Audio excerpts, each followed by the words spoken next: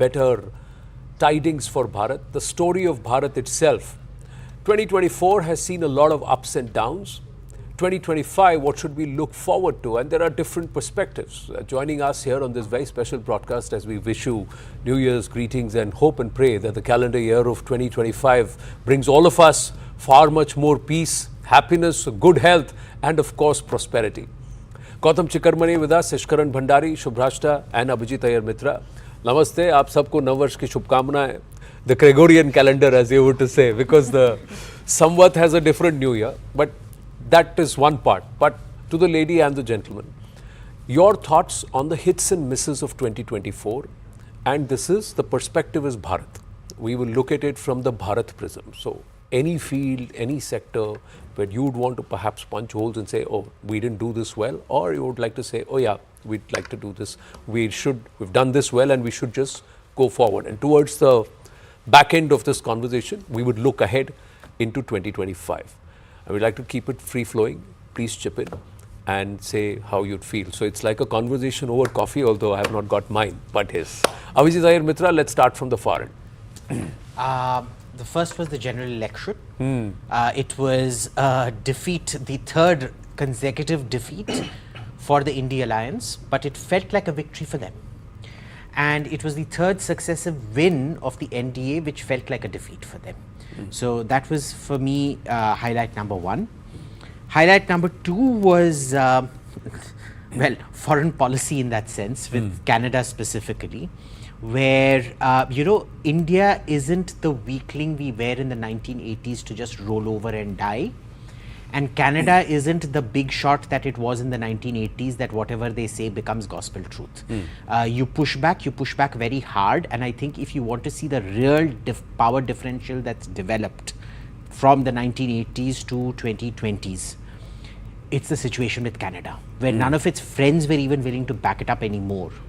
Where, they came out against the murder of Litvinenko and people like that in the UK, but they're not willing to come out against India, though I deny we had anything to do with this this thing. I'm not going to mention terrorist names out of my mouth, so they're not worth it. The third was, this persistent, and there's a big fail, this persistent love we have of bureaucracy, without realizing they are rapine, vicious, unaccountable, faceless people who get a very sadistic power thrill from making your life miserable. You see, you either make the regulations easy and the bureaucrats to compensate for the bureaucrats. You don't put faceless bureaucrats in charge of excessive regulations, where, like one barfi wala said, मैं क्या बर्फी बेचूंगा या देखूंगा कोई उसमें chocolate है या चांदी का वर्क है, right? So I think hits, misses, mixes all over, but all up, an unremarkable year. For you, you believe it's an unremarkable year. Yeah. From my perspective, for me, the highlight was at the top of the year with the Pran Pratishtha and also the opening of the Ram Mandir. That was a big moment. 22nd of Jan will always be etched in my memory. And interestingly, Gautam Chikarmani, 5th of August 2019, 5th of August 2020 and 22nd of January 2024. Landmark moments in our country. And I was present there. So for me, as a journalist, as a career highlight, it's I will never forget these landmark moments. For you? I think at a global level, to take elections forward, I see a rightward or a conservative shift across the world, be it European Union or United States, the continuum in India, which are the three largest elections that happened in 2024. And I don't think it's as much of a right towards right as it is against what is known as left. And I think the left needs to rethink what it has been doing, how it has been going on this, while the right now, since the ball is in their court and the governance is in their hands, needs to finally deliver what they said wasn't being delivered, which is basically law and order, economic growth, low prices. So the second thing I think is a little more future looking, although the election happened in recently, which is the return of Trump. I think Trump is going to be the biggest disruptor over the next 6 months. And there are things about what he will do with China, what are the trade problems with India. He's called India a trade abuser, etc., which I don't think are very much. I think India will manage the trade part very well. India is willing to negotiate, and I've seen the numbers. Other than cars, India is doing quite well. I think the biggest threat that Trump brings, in a positive sort of a way, is the reforms that he's doing in regulation with Elon Musk. I think they're going to deregulate a lot of things. They are going to make doing business in America much, much easier than it is. Given that, if the world's greatest market, largest market, becomes easy to do business in, why would any investment flow into countries like India or Europe or China if doing business in the world's greatest market is made easier? So I think there is a threat looming in 2025 on the regulatory side. Although India began this journey earlier with the Jan Vishwas Act, which was just nomenclature. They just decriminalized 113 provisions. But Jan Vishwas 2 is happening, and unless they accelerate and India ups its game, I think we are going to see, apart from high inflation which has been happening, or a falling GDP growth over the last 6 quarters from more than 8 to around 5.6 today, we are going to see an exodus of good quality capital back to the United States over the next 12 to 18 months. 12 to 18 months, and that doesn't harbor well for us who as a nation need to grow in double digits, 10 to 12%. If we have to get to that target that we have set for ourselves in 2047, or even to try and keep a pace with the likes of China. So I come back, we'll circle back on this. Opening comments, Shubhrashtra. Anand, for me, since I know elections professionally, I think the biggest highlight of the year was, of course, the Lok Sabha elections.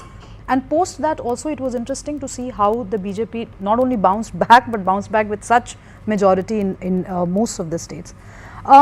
However, the miss that I see is the way in which the party should have organizationally and ideologically given a rethink. Because Ayodhya, as you said, has been a momentous, that journey has been a momentous journey. But what next? BJP has fulfilled almost all of its, the core ideological agenda, so as to say. So what is next in offing? So I think that has been a miss in terms of conversation. On the foreign policy front, I completely agree. The posturing that India has had has been is far more India as a more aggressive and a more assertive force to reckon with. But our relationship with the neighbors needs to be closely looked into, because if we are not able to get this in order, then most of the conversations on economy and finance would not really augur well for us. So that again, I see it as a slight miss. One of the things that I'm really looking forward to is how the government will respond to this whole era of artificial intelligence, which is about to dawn on us. Do we have policies in place? Do we have conversations in place? And I completely agree with Abhijit when he says that there has been no work done on bureaucracy. We really need a rethink, because this organization is going to go absolutely effete. This system is going to go absolutely effete if we do not start thinking about challenges and opportunities in artificial intelligence. Fix the bureaucracy. Now, this has been a bee in the bonnet for how many decades? Even before the independence and post-independence, this is a carry forward of the colonial legacy. But Ishkaran Bhandari, we'll talk about all of these in detail. Yeah. See, this was the election year. So, of course, it has to start with the election, and it was a vote for continuity. I remember in 2000, you would remember 2014, if Prime Minister Modi had gotten 240 seats, which BJP had never achieved, it would have been a humongous victory.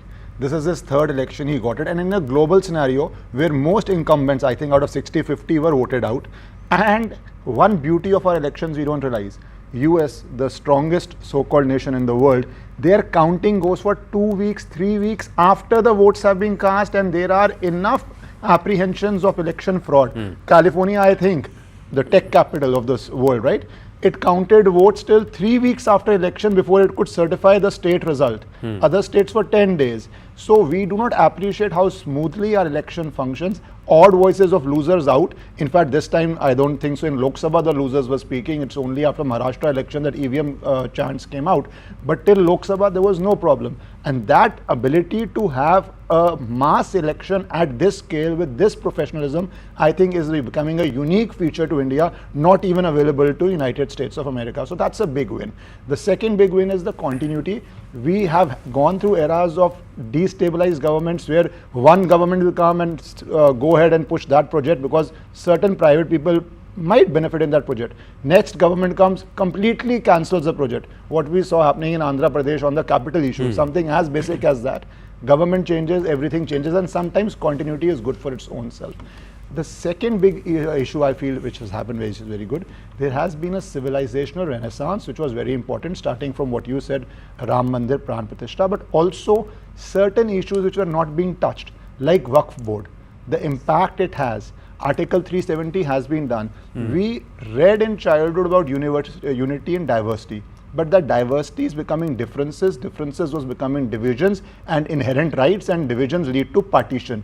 So that seems to be stemmed. There is a debate on Uniform Civil Code, some states are doing it. There is definitely some movement on Waqf Act, and that differences which are becoming inherent as a vote bank, not good for any nation, and I think there is a serious thing going on. And I would have said in a stronger language if Waqf Act had been passed. It's not been passed, so I am not saying that, but I think it will be passed.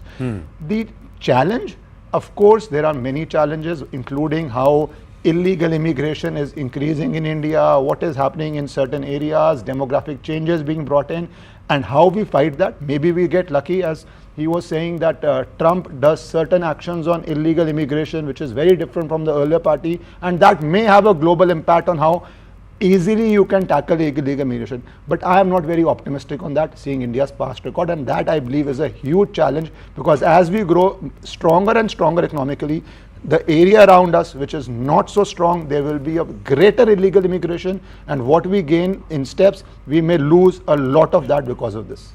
But do you think we actually think collectively as a country? Has that happened? Do you see 10 years of, say, a nationalist quote unquote government, or a government that has put Bharat first under PM Modi? Do we as people tend to put Bharat first? Do we have that concept? Or do we believe, or do you feel that that's where the problem is? Because all of our policy doesn't flow with a one nation thought process. True. See, this is the thing about Hindus and Jews, where completely, if there are 10 Hindus and 10 Jews in a room, you will have 50 different opinions, right? This is, and you know, it kind of required the Holocaust to give the Jews a collective consciousness. God forbid anything like that happens to us. But the thing here is, what is Hindutva if it isn't the generation of a collective consciousness? You know, we went on losing since the 7th century. Why? Because of our own internal divisions. We were, you know, the British, even at their peak, were only 100,000 white men living in India. It was mostly the Indians fighting other Indians for the British. You know, even the Spanish conquest of South and Central America, there were only about a few hundred Spaniards. It was mostly Indian on, well, Native American fights happening out there. Hindutva is the first time we have realized what the problem is, and this is the coming together. And see, for me, the Pran Pratishtha was the starting of the process. Remember, Ayodhya to bas jhaki hai, Kashi Mathura baki hai. The Kashi and Mathura is where I think that entire process will take us towards. It is a work in progress. Has it happened yet? No. But it needs to happen. And this is where, you know, I will slightly disagree with Gautam.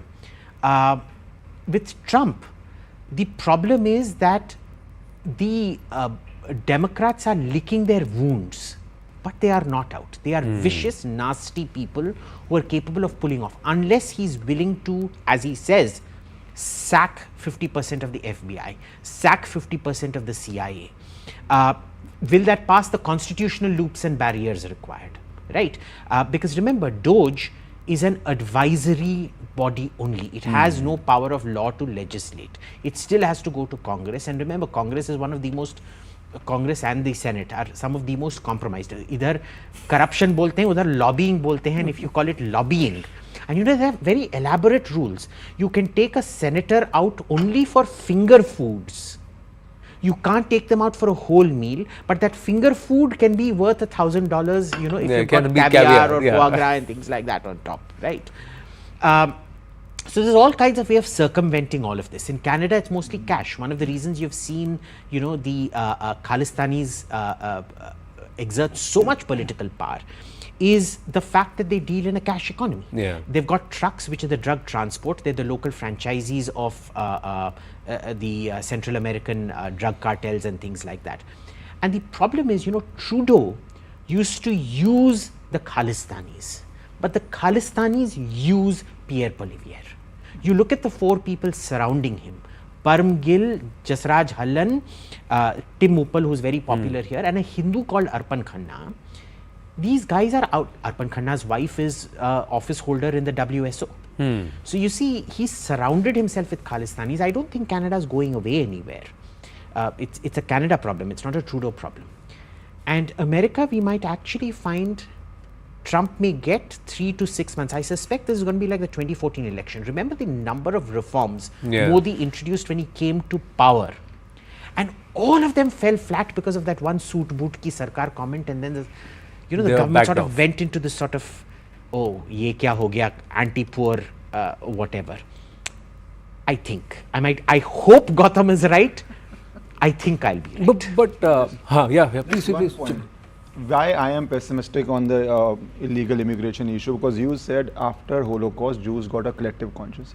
Hindus have had nth examples, including partition, to develop a collective conscience, know that special laws should not operate. You had 370 going on, would have still gone on, which the basic premise was a separate land in which separate laws will operate based on demography, nothing else, shorn of everything else, right? So after partition, if you have still not gotten collective conscience after losing your landmass, or in Bangladesh, when we had a terrific victory, you did not create an enclave, or there were many options at that time you could have done, when you had 90,000 of their armed forces under your control, and all of them were from the most elite families, because that's how army was at that time. So you do not put pressure on that. So that is why on certain issues there has been a bit of renaissance, but is it enough? I, as of now, do not think, and that would be a big challenge going ahead. Please. I have a slightly different perspective. I think we do have a collective conscience, which is why India has survived till now and will continue to survive. Now, if one were to discuss the specifics, migration, legal or illegal, it's going to continue, especially in the border areas of India, especially in the northeast. You cannot do away with that kind of migration because it doesn't come with borders. It's a borderless situation. You have a host of villages coming up because the Brahmaputra changes its course, things like that. Now, which is why I talked about ideological rethink.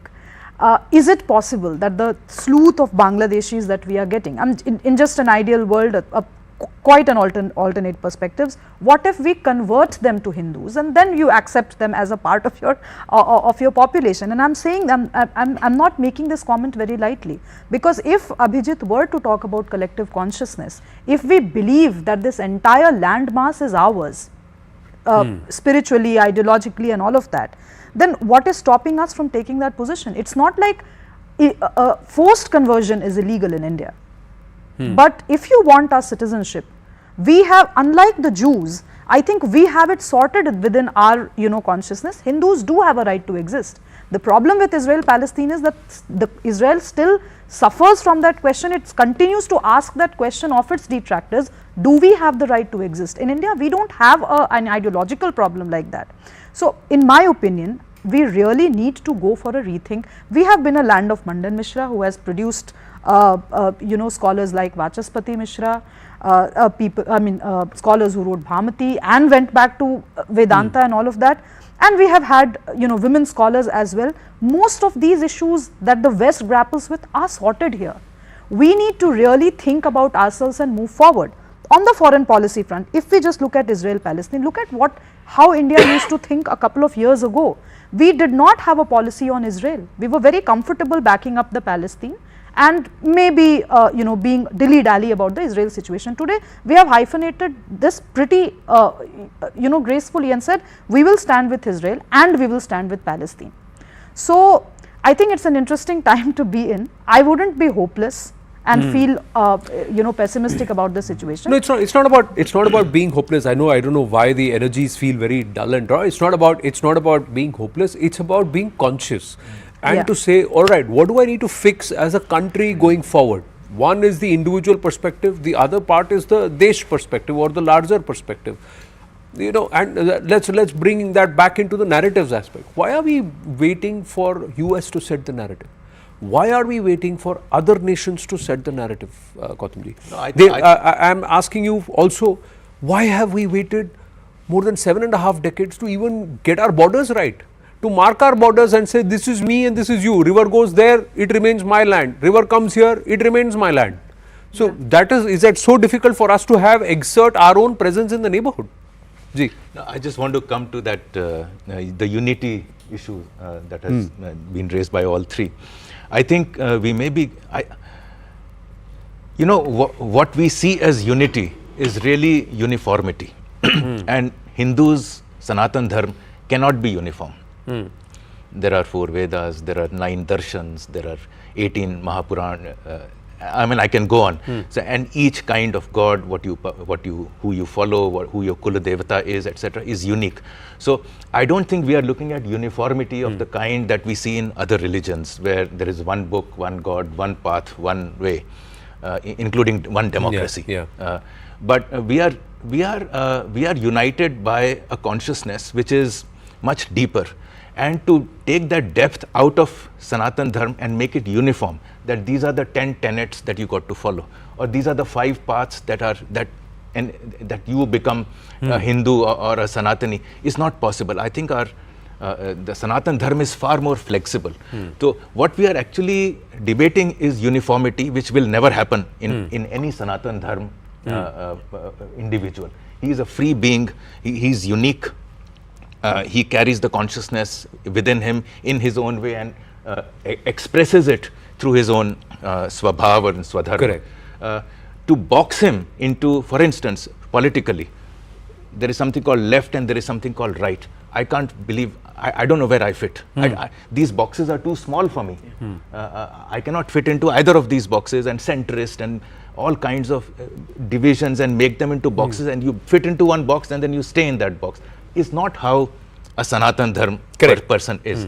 So I think let's not try to get uniformity and see the inner unity. Now, the outer expression of that unity in terms of street power, in terms of standing for ourselves, may be missing.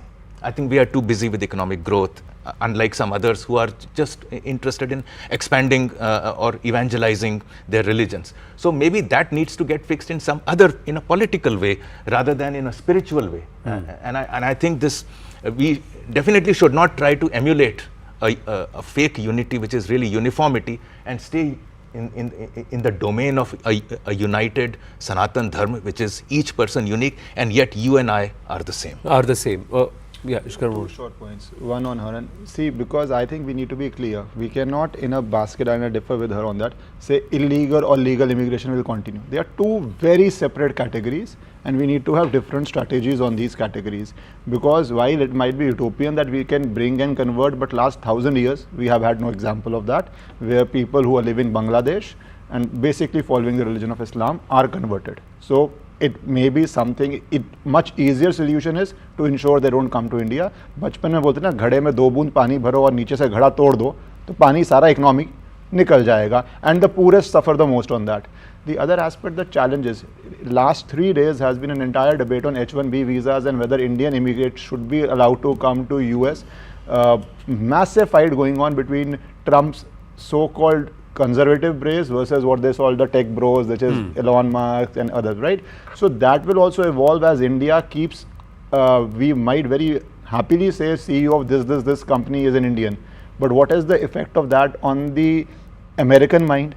Whether that leads to certain restrictions, whether that's an opportunity for India because Indians have to stay in India. What is the impact of that capital, of intellectual capital, because world changes very fast. As I always give the example, when I went to courts, if a client recorded what is being said in the court, that was contempt, he would go to jail. Today we have live streaming.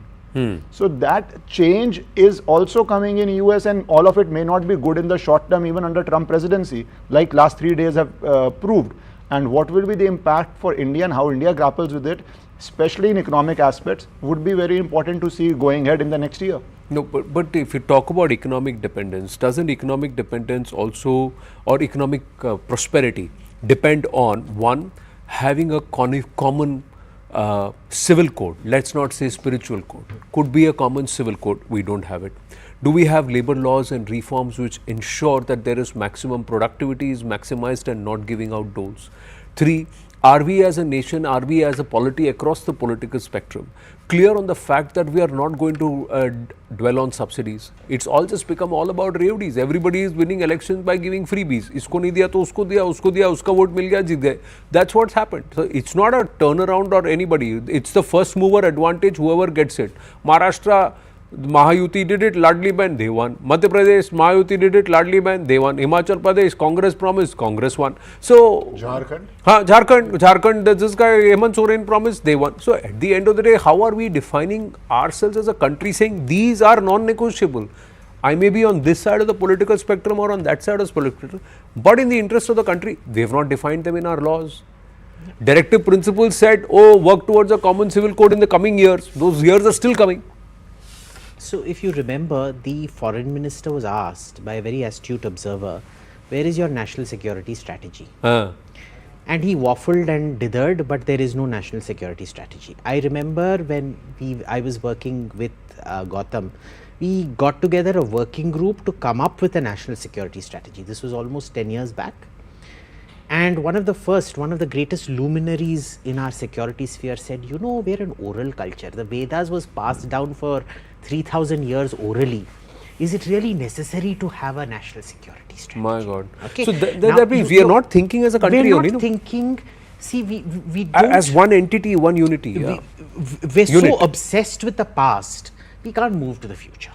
You look at the entire narrative of the Delhi election campaign, it's all about competitive freebies giving. Who is talking about making life easier for businesses to function? Who's talking about reducing regulations for businesses to function?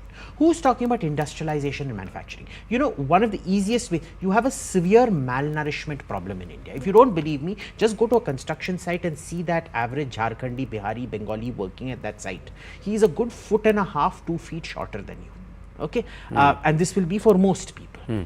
Yet, you will have government statistics showing you that there is no malnutrition problem in this country, where it is so evident to the eye that you very clearly have a protein deficiency, a vitamin deficiency, and a fundamental mineral deficiency. Okay, we don't want to deal with that.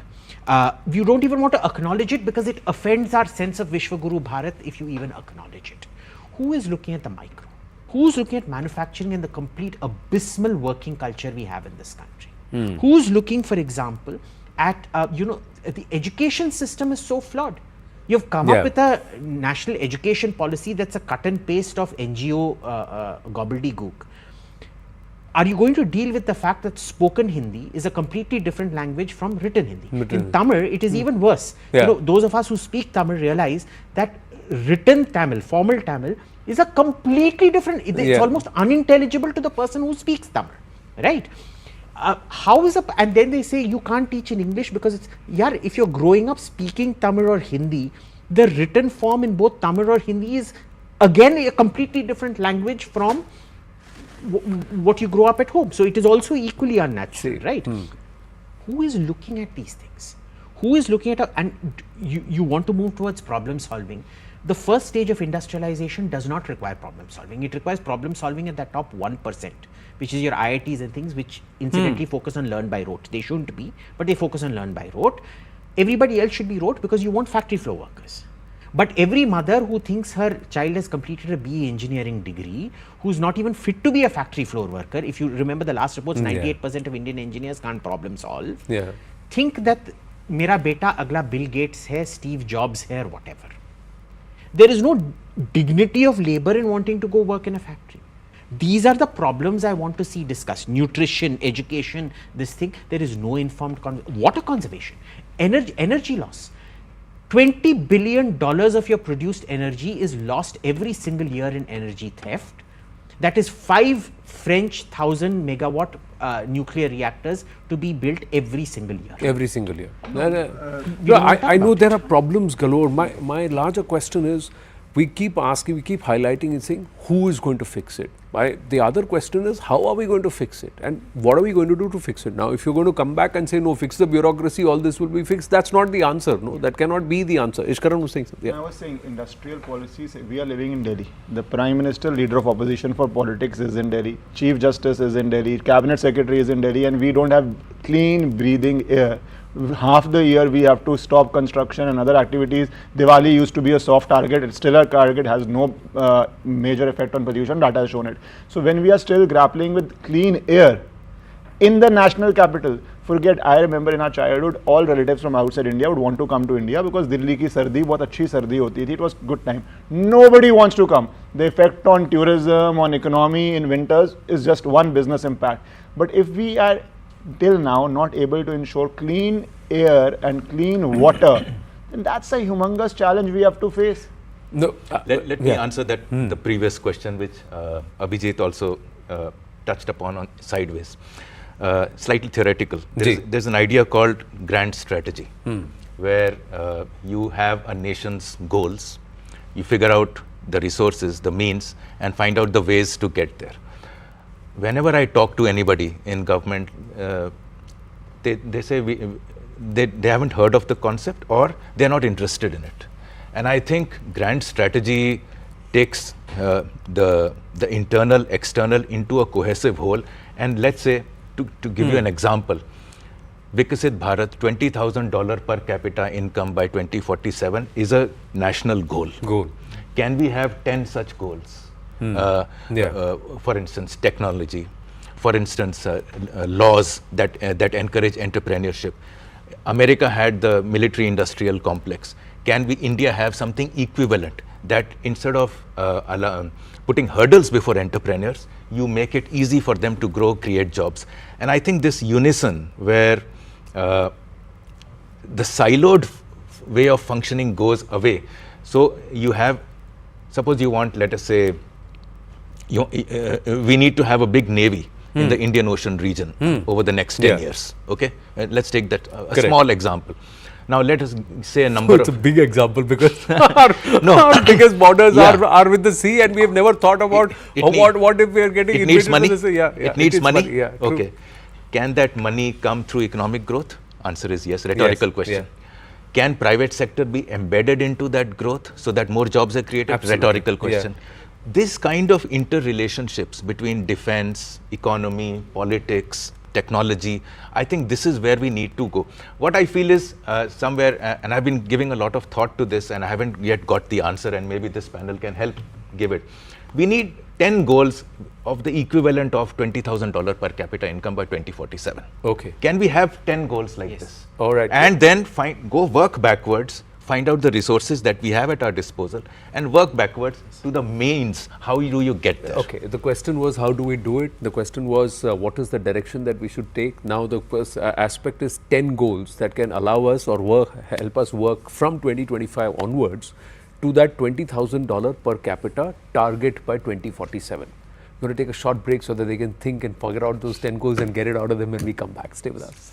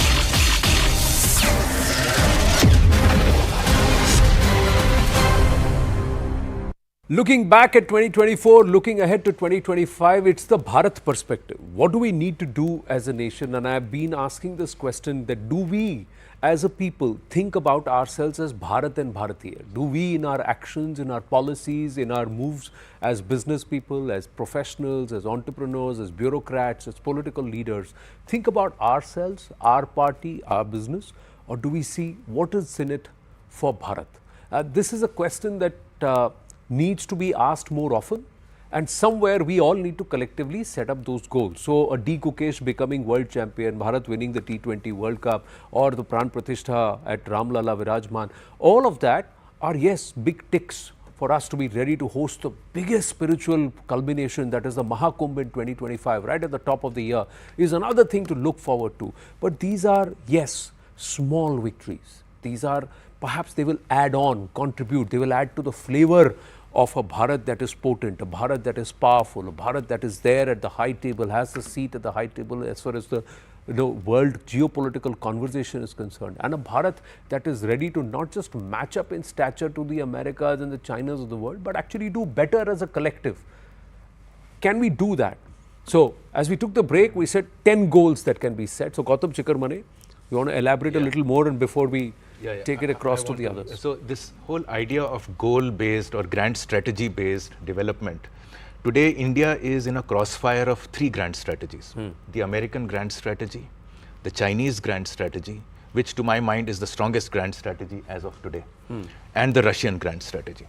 I can elaborate on each of them, but all 3 have a national goal. They are pursuing that goal for decades, and they will continue to do so. It's like a household. You want to get rich, you want some money, you want this much money, you start putting a systematic investment plan, you want to get there by retirement, so you need this much money, you keep working towards it over a 30-year or a 4-decade you don't let go of working that life. side, yeah. Likewise, those 10 national goals that I'm talking about, I'm not saying let them happen tomorrow, let them happen in 2047, to give a date, a random date. And each of those goals that we have, we need to move forward. I think the economic reforms that Dr. Manmohan Singh ji as finance minister under Prime Minister P.V. Narasimha Rao began in 1991 and have continued till now, are one aspect of that direction. That's the only singular direction that I see. Under this government, I am seeing a little more in the foreign policy space, where India is now getting heard. You must also realize that today we are a $4 trillion economy. If we are going to be 10 trillion by 2032, we cannot get there by just drifting. We need to know that this is where I want to go, and this is how I will go there, and these are the tools that at disposal, technology for instance, I need to have, and this is how, for instance, the Indian Ocean region that I talked about, Navy, industry, finance, regulation will all come together and deliver it to us. Unless we start thinking on these conceptual, philosophical ideas, their expression will be difficult. And I think those 10 goals is really a theoretical, a philosophical framework. Why don't you start with goal number 1, and then we'll try and identify the 10 goals. A middle power in semiconductors. A middle power in semiconductors. So one of the goal setting is by middle power in center. To me, the biggest challenge I find in economy only, why are our top 2, 3, 4 richest people in old age economy? Why are we not innovating something which the world copies? It's all about innovation, right? We have missed the industrial revolution, we missed the information revolution, we missed the knowledge.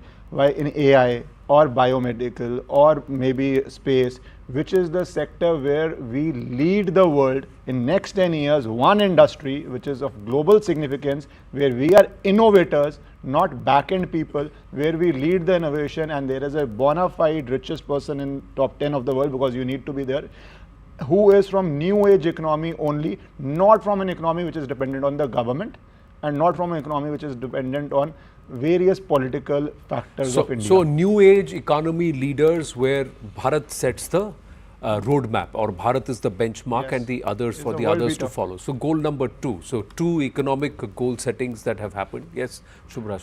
I would want to see a national agricultural policy, a national refugee policy. These are 2 policies which I feel, if forget about implementation, if formulated properly, are going to really set the agenda. And when I talk about agriculture, I would want that the entire collective, Indian collective in terms of political parties and other stakeholders come to a consensus on land reforms in India, and most certainly how agricultural produce is marketed and consumed in India, which takes care of the nutrition aspect and definitely the market aspect. These are humongous goals, but we really need to get this sorted, because if we do not get the internal house sorted, then there is no point in even talking about being a Vishwaguru. I have several. Goal number 3. Yeah, please. So we list it out also, one by one. Yeah. So the first thing is, there is one of those rich people who's actually thought things through, which is the procurement of key nitrogen technologies, both in terms of the production of nitrogen, which used to be a very carbon intensive process, and bringing it onto the roads.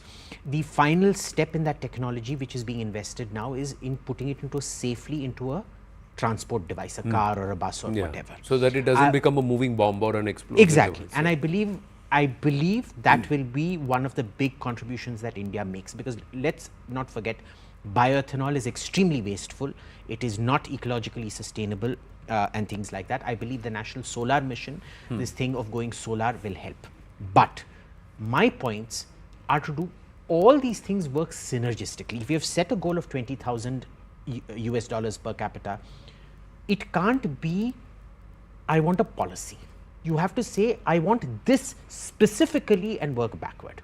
So, number one, you need to have, let's work on reducing the urban footprint of Delhi by a factor of 10, of Bombay, Calcutta, Madras, Bangalore by a factor of 10, grow height rather than urban spread. You can give people 25% more land, still grow taller, improve your urban infrastructure by leaps and bounds, and most importantly, create the skilling required. A 4-story building built with uneducated labor with bricks does not require skilling.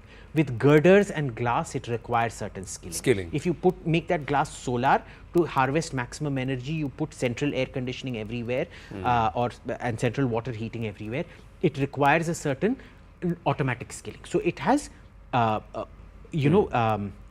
cascading effects everywhere. The second is you set the amount of protein, vitamins and minerals that every child needs to have. This entire egg in meal or no egg in meal is a complete distraction, because what you want is the protein. Don't focus on how you're delivering it, focus on what needs to be delivered. If it has to come in a protein powder or a protein pill. So soy leads to estrogenation, it's not good for kids. But there are whey protein, for example. You get whey from milk products. Your your milk program because of Korean is such a huge success. Why don't you use the whey from that in stuff like this? दूध से तो कोई protein मिलता नहीं है, whey से ही मिलेगा if you're a vegetarian and things like that. So work on it. We create more problems, we don't reduce problems. Third, come up with a language rationalization policy. Why is it so? The great difference between English and German is German still has the thou and the thee, sie und SESZ, etc., etc. In English, we got rid of thee and thou. Everything is tu. Ye aap, tu, this respectful, and that gets mentally when the language. Everything is you. Exactly. And you get rid of the hierarchy also mentally then, when you get rid of the aap and things. Come up with a standard language rationalization policy that makes the difference between the spoken and the written close to zero. Expand the vocabulary of those languages so that kids can learn in their own this thing. And everybody now has tablets. That you remember under the Congress there was this mission to get a 3,000 rupee tablet. I don't know what happened to that. You have best teachers in each languages that will explain things to kids in a simple way.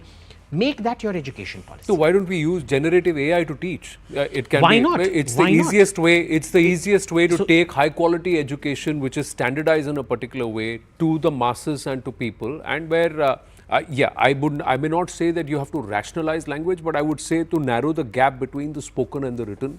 That is something which is and come up with a secondary education system. Already seeing this. Sorry. We are already seeing this in Netflix. I think we have. Films from across the world, not only India, and people from different cultures are watching those films and enjoying them. Pushpa, for instance, is just the latest example. Or Korean serials in India. North Korean, South Korean serials. So the the dubbing, the translation, all of that we can use generative AI. Even an English lecture, a lecture given on science in English, can be automatically, AI can be used to translate that into Assamese, into Odia, into this place from a world famous researcher or scientist. but and Abhijit, I want to provoke you a little bit more. You know, they you're can't be getting Steve Jobs. they can't be Steve Jobs. They have to agree that to be an industrial worker. You're getting very specific into very tiny policies. I think what we need is a grander vision. For instance, are we the regional power of Asia? Now, how do we work backwards in that? So we need collaborations. We need Indian Ocean region. We need our northern borders So why secured. I avoid all of that, And then sir? you come back one by one into those. The policies will follow from a vision. And I think disagree. the Because I've 10 seen- parts I've that we are seen the talking about bureaucracy up is close. more of a that this is where we want to go, and we'll figure out No, I think as no. technology changes. There because is a the point that you bureaucracy make, but in India yeah. does not accept that. If you give them generic vision, they will give you generic plans. You need to be very, very specific, because every time you bring it down to the tactical level, they'll say, sir, I'm thinking in 60-year timelines. You know, you Westerners, you look at 15, 20-year timelines. We are a 5,000-year-old civilization. I'm not thinking of now. No, sir, I've literally let me heard tell all you of the this. hurdle. She mentioned You that we need to need get into agricultural specifics. reforms, right? I think the farm laws were there for you. They were there. They're excellent reforms. They are much needed reforms. They should be back. But we have lost a full generation before those reforms will come No, back. but But we see, will it was not one see those state others. protesting, Gautam. It was, And I you threw the entire farmer community of this country under the truck because of one state protesting, and you did not have the guts to enforce law and order in a That's what I'm saying. state So I which think you were law never and going or- to be able to law win. and order, street power needs to go, and the state power will not under get law. violence. Let me ask, put this around in another way and try and take this. So we've looked at 8, 9, 10 goals. One, we got to fix education. Two, we need to have a long-term policy vision. If you want to be a regional power, what do we need to do? Of course, we need to seal our borders. We need to get a uniform communication. But overall, I think the larger part is all of us need to think as Bharat. We need to think of ourselves as entities or citizens of one country, not based on one particular region, one particular constituency, one particular political party, or one particular ideology or belief system. So that's one part, and from there everything flows. But here is what I am trying to ask you. If a 370 could have been executed, if a Ram Mandir judgment could have been managed, why were the farm laws not managed? Why was the CA, NRC allowed to flow? It was one road in Delhi that was blocked, but it became an international sensation. So I am asking you, is there a deep state in our country which is actually saying we can't afford to progress so fast? We need to be slow because there are deep states across the other world which are influencing us and telling us, okay, we have to always be a feeder. We cannot be the main consumer, or we cannot be the generator. We have to be a feeder supplier to the other hegemonies. Anand, more than deep state, I believe we have a permanent bureaucracy which has its own goals and own aims, whose so many kids are studying outside India who need to be settled there. That's how foreign influence comes, and that's across many fields. Not in that sense, politicians are still the best because you have to go for elections and the blood keeps churning. The permanent bureaucracy, I think, I'll give you one example. A client came to me. It's the most ridiculous thing I've saw. A huge project. He does it. He gets all building bylaws permission. He makes it. After he makes it, fire department doesn't give a permission, saying your staircases aren't wide enough. Now, why can't building and fire department have one plan so that when you satisfy it, you get both the permissions at the same time? Because obviously the fire department wants something. And it's a new building, 1 lakh square feet. Just these small hassles, and this is only bureaucratic. These are roadblocks, but I'll tell you, the these are bureaucracy not of our huge country, roadblocks. but the Change bureaucracy your of our staircase. country also helped implement Har Ghar Nal Har Ghar Jal. It also helped implement some of the most ambitious Ujjwala Yojana came via the bureaucracy. It was a bureaucracy that worked tirelessly to ensure that, you know, the oxygen cylinders were built under PMK during COVID. Whatever work had to reach. So I'm just saying, there will be good and bad of both to paint the whole bureaucracy. Pure facade ki jad bureaucracy hai, ya problem ki jad bureaucracy is also somewhere, I don't know if it is true. But it is a big bottleneck in my mind, and where the Prime Minister or Chief Minister is particularly focusing on a project, of course there are good bureaucrats who he appoints to those posts and they do a good job. But overall, is it more a hindrance in today's India? I believe there needs to be massive reforms there. You believe Pareto principle exists there. 80% of the work is done by 20% of the people and 20% of the... So you are talking about flagship projects directly being supervised. Of course they will go through very fast because they are excellent bureaucrats. But what about all those not flagship projects? What is happening there? That is a... So you're let trying me translate this into a national goal.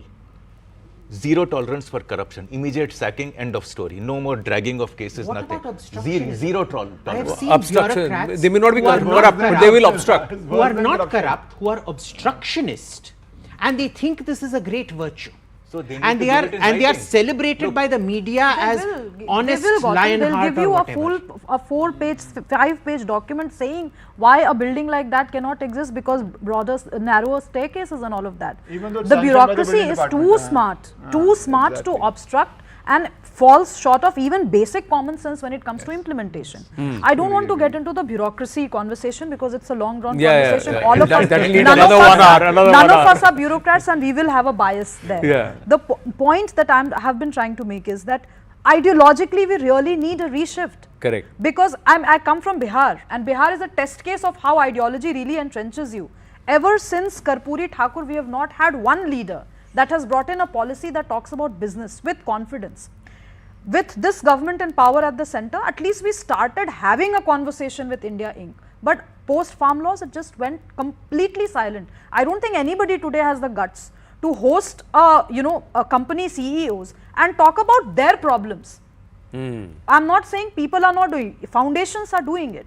Individual silos are doing it. But can the government today come out, sit with the CEOs and say, I will address all these problems. See, here are the people who are going to get policies in place. You want money, but you are not actually creating wealth. And when you try and help those who want to create wealth, then you get badgered. There is a political badgering that happens, which is the suit boot allegation and crony capitalism allegation comes in, and then you tend to back off. That's also a never-ending cycle of electoral policies and all that. So that one nation, one election also comes into as a goal. There's a very easy solution to this, with the bureaucracy. It's very simple. Ask a customs official every year to come for refresher training, identify what has gone through, see what their general service attitude is, and if they fail to identify within 5 minutes, you dock their seniority. For every joint secretary, additional secretary level, what you do is you come up with the ways and means of every policy you recommend, and what are the failure standards. If it fails, your promotion gets See, I tell you what. There are very I think, and I think we need to also listen to the. Can I put a new idea on the table? It's the final 2 minutes. I got to wind up after this. How about India being a global knowledge hub? We have the physical infrastructure. Yeah. We lack, which is tightly controlled by the left. Can we de-leftify our universities? Can we we cannot become a Silicon Valley overnight. It will take a quarter century. Can we aspire to be there in technology, in STEM, in the sciences? Can India, with all its huge infrastructure and humongous spending on teachers and faculty, be a world leader? For that, we need to have a risk-taking ability, 2, clear away the red tape, and 3, actually celebrate those who are creating wealth in our country. We are not celebrating those who are creating wealth. We are actually picking up stones and trying to pelt stones at them, trying to answer your segue question, sorry Ishkan, in one word. It wasn't the bureaucracy that stopped those laws. It was the inferiority complex our own leaders feel from the Western media. Ability, our need for validation. See, that also comes from the fact that we always need for validation. We should have need for validation only from our own people. We should not be looking outside. Now, can we bring that attitude up in 2025 and going forward? Big question. Very interesting point is what is our relationship with wealth creation and how do we look at it, our attitude? Because what she said is very correct. You can have an Elon Musk openly supporting Trump and a Mark Cuban openly supporting Kamala Harris. Can a businessman in India do it? If he does it, what will be the risk to it? You saw what is happening in Hyderabad and so many rumors floating why it is happening to Allu Arjun, right?